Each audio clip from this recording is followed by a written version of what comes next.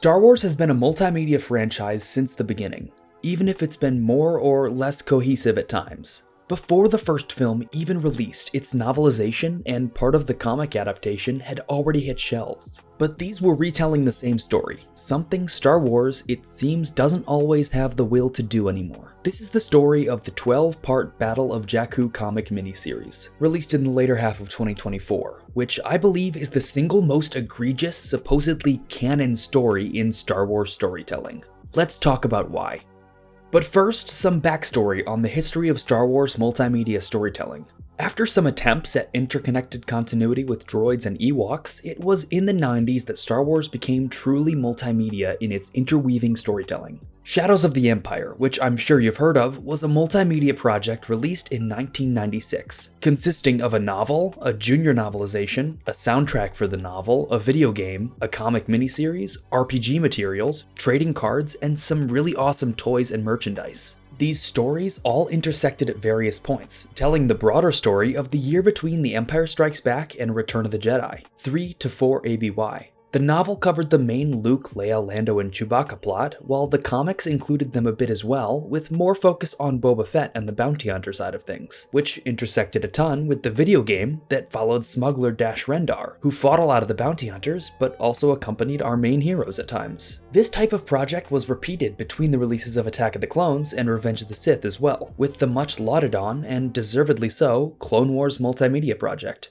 This project consisted of novels, comics, video games, and even animated series, oh, and of course toys. Always toys. These stories intersected a bit less, but as a whole filled the 3-year gap between episodes 2 and 3, following countless characters across these mediums. And much more recently, we've had The High Republic, by far the most ambitious multimedia project in Star Wars history.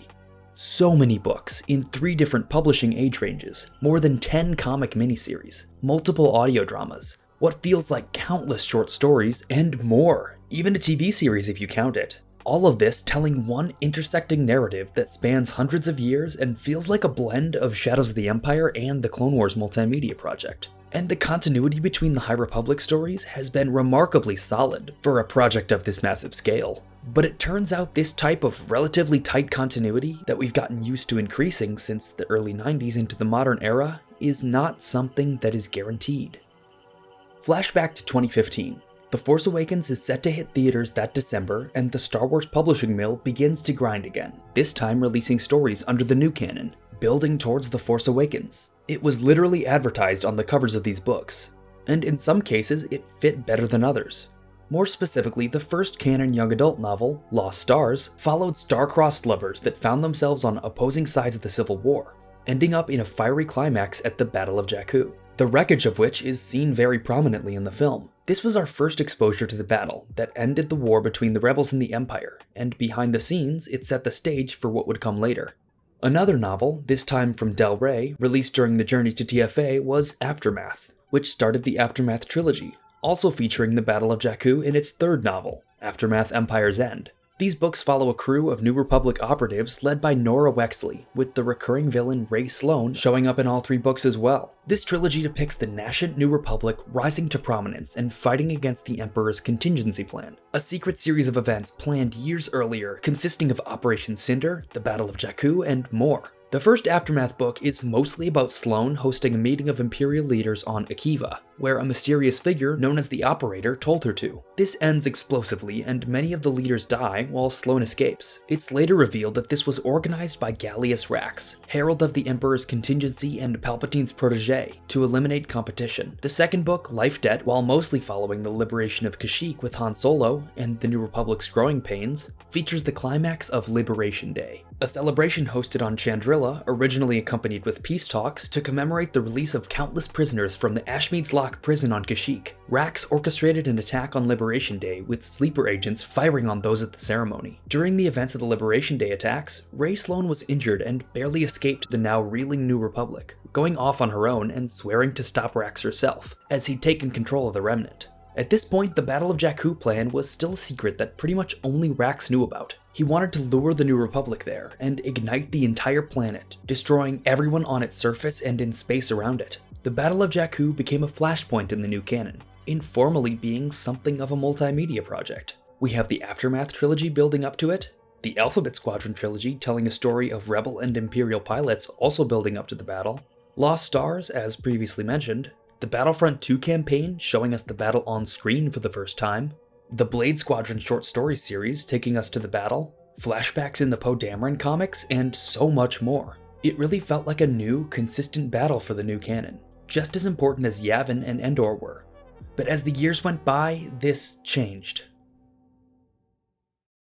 Into the early 2020s, the Battle of Jakku was referenced a lot less. In fact, there were specific instances where it wasn't mentioned when it could have been. The biggest of which is in The Rise of Skywalker. Finn straight up says that Endor was where the war ended. The Endor system? Where the last war ended? Same as Sabine in Ahsoka. The Empire was defeated. Battle of Endor.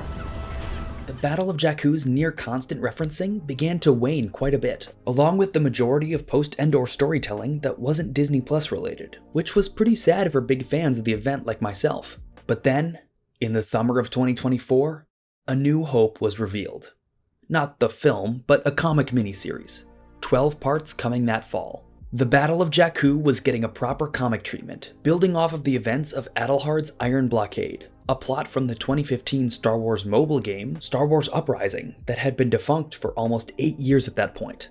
This seemed like the perfect storm for a great story. Some visual depictions of Aftermath or Alphabet Squadron events, a solid ending for the unfinished story of Governor Adelhard, and finally learning what the heck Luke Skywalker was up to during this time, bringing the multiple stories taking place over this eventful year together in a way, all helmed by the man who wrote Poe Dameron Freefall, which established a ton about the New Republic era. It felt right. But alas, it was not. Battle of Jakku is technically considered a maxi series, consisting of 3 4-issue miniseries with individual titles: Insurgency Rising, Republic Under Siege, and Last Stand. The story begins in the Anowit sector, where pilot Rin Zinat is shot down and makes her way to Endor, where she reveals Governor Adelhard's iron blockade of the sector. The mad Grand Moff Ubric Adelhard blockaded his entire sector, making it forbidden knowledge that the Emperor had died after Endor. This story is picked up by Insurgency Rising, which reestablishes Adelhard as a recurring villain for Luke Skywalker, which works well enough in these first 4 issues that I admittedly find quite fun and a solid contribution to canon. But this detail was not so innocent, and was a harbinger for the crimes against continuity that were to come. But in the meantime, the first arc continues doing great things, like bringing in a couple pages telling the story of what happened immediately following Luke's adventure on Pilio in Battlefront 2's campaign, tying it into the Acolytes of the Beyond story that the Aftermath trilogy peppered throughout its many different plots. The Acolytes continued to appear throughout the rest of the Battle of Jakku comics to different levels of success continuity-wise. We see them gathering on Deveron just like in Aftermath, and Yubei Tashu, an important player in Aftermath, appears several times that contribute to his overall story. Operation Cinder also happens in the first arc, done exquisitely well, matching up completely with the story as shown in Shattered Empire and Battlefront 2. Shattered Empire's Han mission on Endor the morning after the party is also brought up directly, and it works great. Ray Sloan, one of the most important canon characters and future First Order founder, begins to appear in little bits of side story during this arc that really do end up being the downfall of this series later on. She speaks with Gallius Rax, who is finally getting visual depictions now after almost 10 years, and he refers to her as Grand Admiral, when she's just an admiral at this point. No biggie, just a small error. It's more common than you think. The first arc then wraps up with a mission to the Anowit sector, which pleasingly includes Kes Dameron, Poe's dad, and Jarek Yeager, part of the main crew in Star Wars Resistance, and somewhat shoehorns in the Spice Runners of Kijimi from Episode 9, a group that author Alex Segura developed a ton in Freefall, and apparently became rather attached to. Luke fights Adelhard but doesn't kill him. Lando rescues the whole squad, and it's done. The first arc wraps up pretty well with very minor canon inconsistencies, and some wonderful firsts. A great look at Chandrila, really good connections to other stories in ways that enhance them, and very solid characterization of familiar faces along with some genuinely fun events. But Republic Under Siege is where things get exceedingly messy. Luke's story remains pretty inoffensive, while the New Republic side of things continues on Chandrila. Lando shows up again, and the heroes team up with a bunch of underworld figures to fight Adelhard. Cool. But cut to Sloan and Rax's part in issue 2, and it all falls apart. This page right here shattered my hope for the series, and represents the start of the most irreconcilable continuity gaffe in all of Star Wars canon. In a meeting of the Shadow Council over the planet Sawasur, Rax says this: "We have a grave problem, one that threatens our plans at Jakku. Our Emperor's plans, I should say." Sloane, sitting right next to him, later says, "Counselor Rax is correct. If Jakku is to succeed, if we hope to enact the Emperor's protocols, we must also stop Adelhard." Firstly, Rax does not take the title Counselor until after Sloane has gone off on her own, after Liberation Day, but that's not as big. This dialogue also reveals that Sloane is in on Rax's plans at Jakku, something that she absolutely should not even be aware of, let alone in on. A huge part of the plot of this trilogy is Sloane finding out about Jakku. She's not supposed to be in on it when she's on the Shadow Council. And Sloane mentioning enacting the Emperor's protocols is wildly out of character and contradicts her established arc, and sadly it doesn't get any better from there.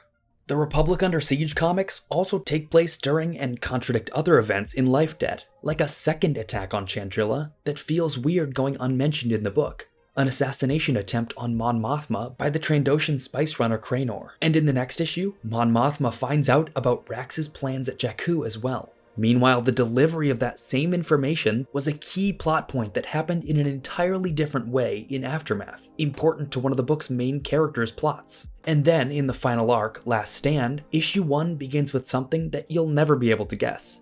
That's right, another attack on Chandrila, but this time done by the Acolytes of the Beyond in what's admittedly a cool scene, but the beginning of a continuity nightmare. Dialogue reveals that this is after the Liberation Day attacks, which means they happened off-screen, so Sloane will be on her own, independently trying to take down Rax, right?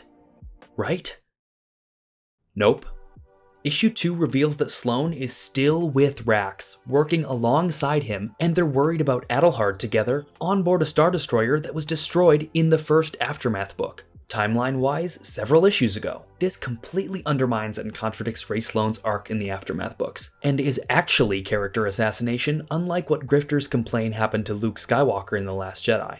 In the books, her leaving the Empire and going to Jakku on her own, and her entire arc in the book Empire's End, are completely undermined by this miniseries, just like her arc in the last book was undermined by the last miniseries. Sloane was taken aback by Rax's plotting? Nope, she was informed the whole time and was working with him. Sloane is betrayed by Rax and vows to kill him, leading to an amazing character arc? Nope, she stayed with him and helped make Jakku happen. This is so bad, it's like if there was a comic taking place during the original trilogy, and Luke was a secondary character, and he doesn't find out that Vader's his father until the Battle of Endor. That's the kind of butchering we're talking about. Oh, yeah, and Last Stand issue 2 also shows Han and Leia reuniting after Kashyyyk, something that already happened in Life Debt as well, under completely different circumstances.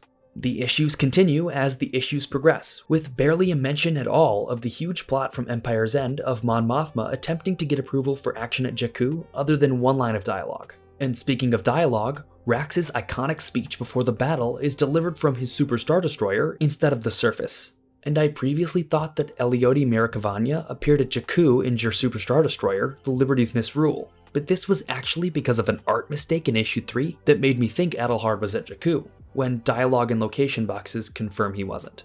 And then, in one last, somewhat insulting panel of Sloane and Rax, they're shown inside the observatory on Jakku. Rax is bleeding out on the ground, telling Sloane about the Emperor's yacht that would take her to the unknown regions with Hux. This panel is so insulting because it's perfect.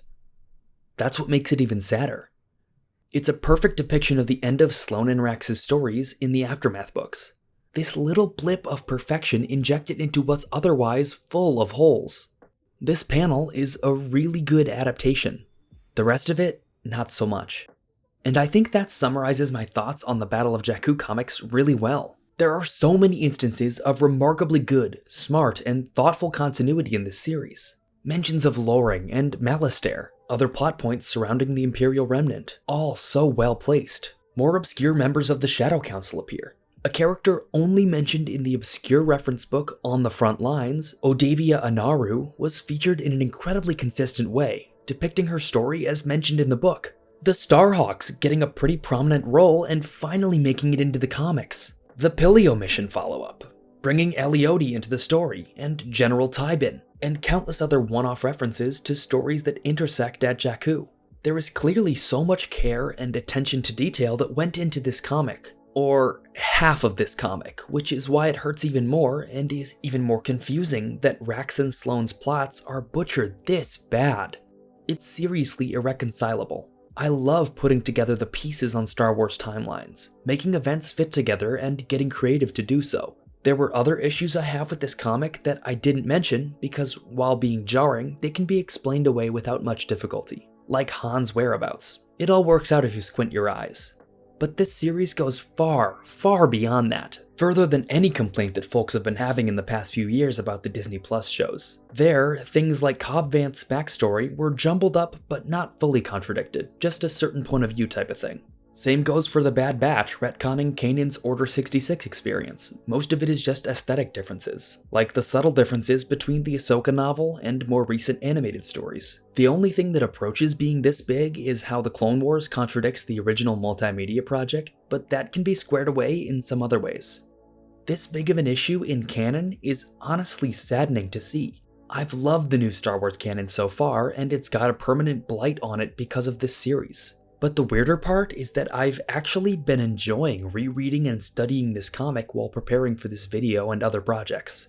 I like a lot of this comic on its own, separated from continuity. But the continuity issues are just too big to overlook, and they conflict with stories that I also really love. And for one last point here, remember where Adelhard came from? The main villain of this comic? Star Wars Uprising, the game about the titular uprising in the Anawit sector? Notice how I didn't mention it at all. It's almost completely ignored here.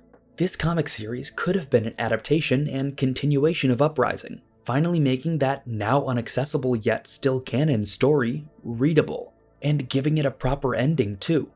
Instead, Adelhard's plot intersects with lots of stories that were already established and interconnected on their own, butting its way in a messy way, while Sloane and Rax's ham-fisted depictions actively harm their really good character arcs in part because of it.